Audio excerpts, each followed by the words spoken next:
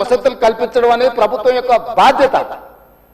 ఈ నగరం real estate విస్తరిస్తే పెట్టుబడులు వస్తాయి, పెట్టుబడులు వస్తే పరిశ్రమలు వస్తాయి, పరిశ్రమలు వస్తే ఉద్యోగ ఉపాధి అవకాశాలు వస్తాయి.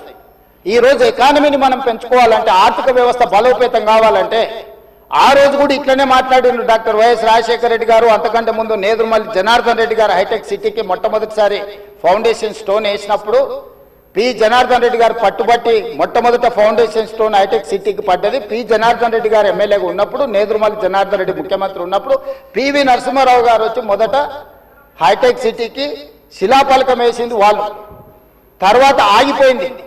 ఆ తర్వాత చంద్రబాబు నాయుడు గారు వచ్చిన తర్వాత మళ్ళీ చంద్రబాబు నాయుడు గారు, అటల్ బిహారీ వాజ్పేయి గారు వచ్చి హైటెక్ సిటీ నిర్మాణం చేశారు. ఆ రోజు కూడా ఇదే ఆరోపణలు చేశారు అధ్యక్ష. ప్రభుత్వం రియల్ ఎస్టేట్ వ్యాపారం చేస్తుందా, ప్రభుత్వానికి ఏం పని ఉంది అని.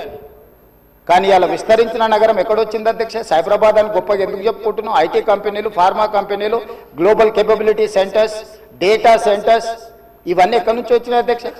ఈరోజు ఫైనాన్షియల్ డిస్ట్రిక్ట్ నాలెడ్జ్ పార్క్లో ఎన్ని లక్షల మందికి ఉద్యోగాలు వచ్చినాయి అధ్యక్ష?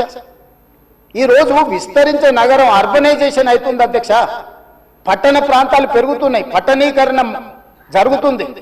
ఈరోజు 55% జనాభా పట్టణాలలో నివసిస్తున్నారు అధ్యక్ష. రాబోయే 20-25 ఏళ్లలో 75% మన పట్టణాల యొక్క జనాభా పెరుగుతుంది అధ్యక్ష. కేవలం ఔటర్ రింగ్ రోడ్ ఇన్సైడే 1,34,00,000 మంది ప్రజలు నివసిస్తున్నారు అధ్యక్ష. 3,78,00,000 తెలంగాణ జనాభా ఉంటే ఔటర్ రింగ్ రోడ్ ఇన్సైడ్ మాత్రమే 1,34,00,000 మంది నివసిస్తున్నారు అధ్యక్ష. అంటే ఇక్కడ మోర్ దాన్ 1/3. టోక్యో ఒక సిటీలో తెలంగాణ జనాభా కంటే ఎక్కువ ఉన్నారు అధ్యక్ష. 4 కోట్ల మంది ఒక పట్టణంలో నివసిస్తున్నారు అధ్యక్ష. ఈరోజు ప్రపంచం అంతా పట్టణాల వైపు వేగంగా విస్తరణ జరుగుతుంది. దానికి తగ్గట్టుగా మనం నగరాలను అభివృద్ధి చేసుకోవాలి. అందులో భాగంగానే ఈరోజు వికసిత్ భారత్ ప్రణాళిక ఏంది? ఈరోజు అందుకోసమే ఆయన దుఃఖం చూడు, ఆయన బాధ చూడు, కడుపులో విషము ఎట్లా అంటే కడుపు నిండా విషయం. ఆ మూసీలో ఉన్న కాలుష్యానికంటే వీళ్ళ కడుపులలో అంతకంటే ఎక్కువ విషం ఉంది అధ్యక్ష. విషం జిమ్ముతున్నారు.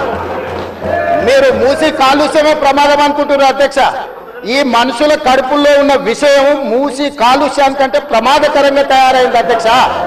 ఏం నొప్పి అధ్యక్ష? నేను ఎవరినైనా విమర్శించిన అధ్యక్ష? నేను ఈ ప్రభుత్వం ఏం కార్యక్రమాలు చేపట్టబోతుందో సభలో సభ్యులు మాకు తెలవాలని అడిగినారు. పాయల శంకర్ గారు ఏమడిగినారు అధ్యక్ష? మేము సభ్యులము, ప్రభుత్వం ఏం చేస్తుందో మాకు వివరించండి, మేము కూడా మా చేతనైన సాయం చేస్తామని మాట్లాడినారు అధ్యక్ష. నేను వివరాలు చెప్పే ప్రయత్నం చేస్తే విషయం ఎందుకు కక్కుతున్నారు అధ్యక్ష? ఈరోజు క్వశ్చన్ అవర్లో సప్లిమెంటరీ క్వశ్చన్స్ 2 ఉంటాయి. 10 క్వశ్చన్స్ ఉండవు, 10 మందికి ఇయ్యరు.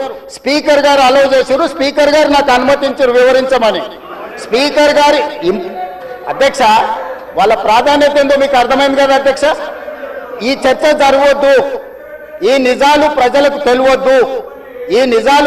తెలియవద్దు. విషం కడుపు నిండా విషం. మీరు కళ్ళు చూడండి అధ్యక్ష, అసలు వాళ్ళ కళ్ళలో చూడండి. వాళ్ళ కళ్ళగిన ఓలే శక్తి ఉంటే ఆ విషపు కళ్ళతో చూస్తే మొత్తం కాలి బూడిదైపోయేటట్టు చూస్తున్నారు అధ్యక్ష.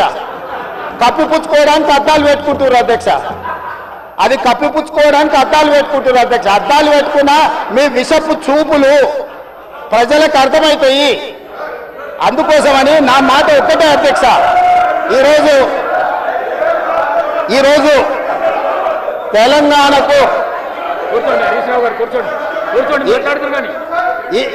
ఈరోజు నగర అభివృద్ధి చేయడం మా బాధ్యత. ఈరోజు ఇన్ని మాటలు మాట్లాడుతున్నారు కదా అధ్యక్ష.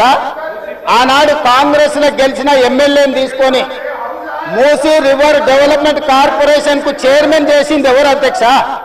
ఎవరు? ఈ రోజు వివరాలు చెప్తుంటే ఆ నొప్పెందుకు అధ్యక్ష? ఆ నొప్పెందుకు? మీరు అనుమతి ఇచ్చిన తర్వాత వాళ్ళెవరు అధ్యక్ష ప్రశ్నించనికే? వాళ్ళెవరు సభ్యులు? ఈ రోజు అక్బరుద్దీన్ ఓవైసీ గారు, పాయల శంకర్ గారు, లేకపోతే కాలేరు వెంకటేష్ గారు. ఆ కాలేరు వెంకటేష్ గారినైనా చూసి నేర్చుకోండి, కనీసం ఒక అవగాహన వస్తుంది. స్పష్టంగా నేను అంబర్పేట పోయినప్పుడు చెప్పిండు, 100% అంబర్పేట శాసనసభ నియోజకవర్గంలో మేము మూసీ నది ప్రక్షాళనకు సహకరిస్తాము. మా పేదలకు అందరికీ మంచి ఇండ్లు కట్టించండి, మా ప్రభుత్వ కార్యాలయాలు కట్టించండి, మా ప్రాంతాన్ని అభివృద్ధి చేయండి, నేనే ముందు బాగానే నిలబడి మూసీ నది ప్రక్షాళనకు సహకరిస్తానని అంబర్పేట ఎమ్మెల్యే కాలేరు వెంకటేశ్వర గారు ముందుకు వచ్చి బహిరంగంగా మైక్లో చెప్పిండు. నిన్నగాక మొన్న వచ్చి నన్ను కలిసి చెప్పిండు. ఆ పక్కనే ఉప్పల్ ఎమ్మెల్యే లక్ష్మారెడ్డి గారు వచ్చి కలిసి, సార్ మా ప్రాంతాన్ని అభివృద్ధి చేయండి, మూసీ నదిని ప్రక్షాళన చేయడం ద్వారా మా ప్రాంతానికి ఉపయోగపడుతుంది, మీరు చాలా మంచి పని చేస్తారు, మీరు వేగంగా ముందుకు వెళ్ళండి, మా వైపు నుంచి మీకు ఏం సహకారం కావాలని చెప్పి ఆ శాసనసభ్యులు వచ్చి కలిసిరు అధ్యక్ష. ఇవాళ నేను ఒకటే అడుగుతున్నా అధ్యక్ష, అధ్యక్ష, ఈ రోజు మూసీ నది ప్రక్షాళన చేసుకుంటే నల్గొండ,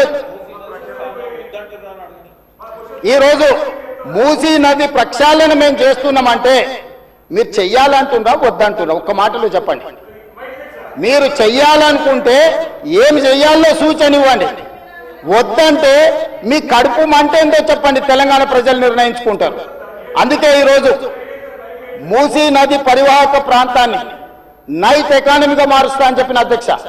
పట్టణం అంతా రాత్రి 9 గంటలకు నిద్రపోతే రాత్రి 9 గంటల నుంచి ఉదయం 6 గంటల వరకు మూసీ నది పరివాహక ప్రాంతంలో నైట్ ఎకానమీని రివైవ్ చేసి అక్కడ హోటల్స్, ఆఫీసులు, అదే విధంగా ఫుడ్ కోర్ట్స్, కల్చరల్ యాక్టివిటీస్ వీటన్నిటిని కూడా ప్రపంచ స్థాయి నగరంగా మార్చడానికి నైట్ ఎకానమీని ఓపెన్ చేయబోతున్నామని చెప్పినాం అధ్యక్ష.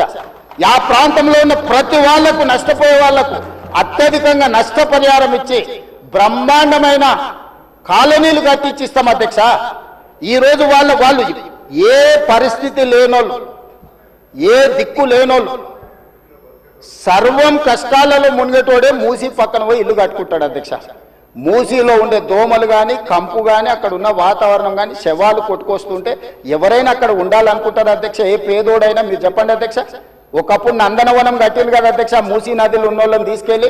ఈ రోజు ఆ ప్రాంతంలో నందనవనం మనం పోయినప్పుడు ఎంతమంది జిల్లాల నుంచి వచ్చిన వాళ్ళు ఉన్నారు అధ్యక్ష? ఎల్బీ నగర్ ఎమ్మెల్యే గారికి తెలుసు, నందనవనం ఆ కాన్స్టిట్యున్సీలోనే వస్తుంది. ఈ రోజు మూసీ నది పరివాహక ప్రాంతంలో ఉన్న పేదలకు మంచి వసతులు కల్పించి, వాళ్ళ పిల్లలు చదువుకోవడానికి మంచి పాఠశాలలు ఇచ్చి, వాళ్ళకు ఉద్యోగ ఉపాధి అవకాశాలు కల్పిస్తామని మేమంటే లేదు, అది అట్లనే ఉండాలి, తరలించడానికి వీల్లేదు, కట్టడానికి వీల్లేదు, మేము అడ్డం పండుకుంటాం, మేము నిలువు పండుకుంటామన్నారు. మరి మన వర్షాలు వచ్చినప్పుడు పోయి పండుకునేది ఉండే అధ్యక్ష, పోలేదు. ఏమి లేనప్పుడు పోయి ఆ పక్కన ఉన్న కాలనీలలో పండుకొని వచ్చారు అధ్యక్ష. ఇప్పుడు ఉండమని ఉంది అధ్యక్ష నెల రోజులు. ఇప్పుడు వద్దంటున్న వాళ్ళు ఉన్నారు కదా, నెల రోజులు మూసీ నది పక్కన ఉండమని చెప్పుండ్రు అధ్యక్ష. అంబర్పేట శ్మశాన వాటిక ఉంది కదా అధ్యక్ష, ఆ శ్మశాన వాటిక దగ్గర ఉన్న శవాలు, కులిపోయిన శవాలు, కాలిపోయిన సగం కాలిన శవాలు ఉన్నాయి కదా అధ్యక్ష, వీళ్ళందరూ అక్కడ ఉండమని ఉండి చూడమని ఉండి. ఏ దుర్భరమైన పరిస్థితి ఉందో అర్థమవుతుంది, ఏ దుర్భరమైన పరిస్థితుల్లో ప్రజలు ఉన్నారో అర్థమవుతుంది. అందుకే ఈరోజు ప్రపంచ స్థాయి సంస్థలను కన్సల్టెంట్ గా పెట్టుకున్నాము. ఫస్ట్ ఫేజ్ ఒక కొలిక్కి వచ్చింది, మిగతాది కూడా విడతల వారిగా ప్రాజెక్టు రిపోర్టు జరుగుతుంది. నేను హైదరాబాద్ నగరంలో 5 ఏళ్లలో 150,000 కోట్లు ఖర్చు పెడతాం, మూసీ నది ప్రక్షాళన చేస్తామంటే 150,000 కోట్లు కాంట్రాక్ట్ ఇచ్చేసిరు, రేవంత్ రెడ్డి 25,000 కోట్లు తినేసిందని మాట్లాడుతున్నారు అధ్యక్ష. ఎంతసేపు వాళ్ళు ఎట్లనో మిగతాలు కూడా అట్లనే అనుకుంటారు అధ్యక్ష. కాంట్రాక్ట్లు ఇచ్చుడు, కమిషన్లు కొట్టుడు, లిఫ్టులు పంపులు పెట్టుడు, ఇండ్లలో కనకవర్షం కురిపించుకున్నాడు, పోయి జన్వాడల్లో లేకపోతే మొయినాబాద్లో ఫామ్ హౌజులు కట్టుకున్నాడు. ఇంతకు తప్ప మీరు చేసింది ఏంది? నా గురించి మాట్లాడే అర్హత మీకెక్కది? ఈ రోజుకు ఏది కూడా మేము కన్సల్టెంట్స్ డీటెయిల్ ప్రాజెక్టు రిపోర్ట్ ఇచ్చే వరకు అంచనాలు మేము చెప్పలేము. ఏంటంటే మేము 80,000 పుస్తకాలు చదవలేదు, మాకంత నాలెడ్జ్ లేదు, మేము అట్లా దొంగతనాలు చేయాలని పని కూడా పెట్టుకోలేదు అధ్యక్ష. అందుకే ఈరోజు మంచిరేవుల దగ్గర కాకతీయుల నాటి శివాలయం ఉన్నది అధ్యక్ష. 850 సంవత్సరాల పురాతనమైన శివాలయం మంచిరేవుల దగ్గర ఉంది అధ్యక్ష. గ్రేహాండ్స్ ల్యాండ్ ఉందా? ఈ రోజు అక్కడ శివాలయం కట్టదలుచుకున్నాం అధ్యక్ష. మన సంస్కృతిని కూడా పునరుద్ధరిస్తున్నాం. ముందుకు వచ్చిన తర్వాత మక్కా మసీద్ ఉన్నది, ఒక అంతర్జాతీయ స్థాయి మసీదును అక్కడ కట్టదలుచుకున్నాం అధ్యక్ష. నదీ పరివాహక ప్రాంతంలో ముందుకు వస్తే సిక్ చావుని గౌలిగూడ దగ్గర ఒక అద్భుతమైన స్వర్ణ దేవాలయం లాంటి ఒక సిక్ మందిరాన్ని కట్టదలుచుకున్నాం అధ్యక్ష. ఆ విధంగా ముందుకెళ్తే ఉప్పల్ ప్రాంతంలో మెదక్ చర్చ్ లాంటి ఒక అద్భుతమైన చర్చిని కట్టదలుచుకున్నాం అధ్యక్ష. మూసీ నది పరివాహక ప్రాంతంలో ఒక పక్కన దేవుడు ఉంటాడు, ఇంకొక పక్కన అల్లా ఉంటాడు, ఇంకొక పక్కన గురుద్వారా ఉంటుంది, ఇంకొక పక్కన యేసు ప్రభు ఉంటాడు. ఈ 4 మతాలకు సంబంధించి మూసీ నది పరివాహక ప్రాంతంలో మత సమ్మేళనాన్ని చేసి ఒక మత సామరస్యాన్ని అభివృద్ధి చేయడానికి ఈరోజు కార్యక్రమాలు చేస్తున్నాం అధ్యక్ష. అదే విధంగా ఈరోజు ఇంటర్నేషనల్ స్టాండర్డ్స్ లో మనం అక్కడ ఉండే వ్యాపార కేంద్రాలను అభివృద్ధి చేయాలనుకుంటున్నాం అధ్యక్ష. ఈ రోజు నీళ్లు శాశ్వతంగా అందులో ప్రవహించే విధంగా నగరాల నుంచి వచ్చే మొత్తం కాలుష్యాన్ని మొత్తం నియంత్రించి సివరేజ్ ట్రీట్మెంట్ ప్లాంట్స్ పెట్టి ట్రీట్ చేసి ఆ వాటర్ని కూడా వినియోగించుకోవడానికి ఈరోజు ప్రణాళికలు చేస్తున్నాం అధ్యక్ష. వీటన్నిటికీ అంచనాలు లేకుండా టెండర్లు ఇచ్చి కాంట్రాక్టర్ల దగ్గర నుంచి మేము కమిషన్లు కొట్టదలుచుకోలేదు అధ్యక్ష. సంవత్సరంన్నర నుంచి నిరంతరం పనిచేస్తే ఇప్పుడు ఒక కొలిక్కి వచ్చినాయి. ఇంకొక సంవత్సరం పడుతుంది మొత్తం డీటెయిల్ ప్రాజెక్టు రిపోర్ట్ తయారు కావడానికి. 5 సంవత్సరాల కోసం కన్సల్టెంట్ కంపెనీని పెట్టుకున్నాం అధ్యక్ష. 5 సంవత్సరాలు ప్రాజెక్టు డిజైన్లు ఇవ్వడమే కాకుండా అంచనాలు వేయడమే కాకుండా నిర్మాణంలో కూడా వాళ్ళ సహకారం ఉండాలని చెప్పి ఈరోజు అంతర్జాతీయ స్థాయి కంపెనీలను తీసుకొచ్చి మనం పెట్టుకున్నాం అధ్యక్ష. నేను అందుకే డిపిఆర్ వచ్చిన తర్వాత బడ్జెట్ సెషన్లో మీ అందరికీ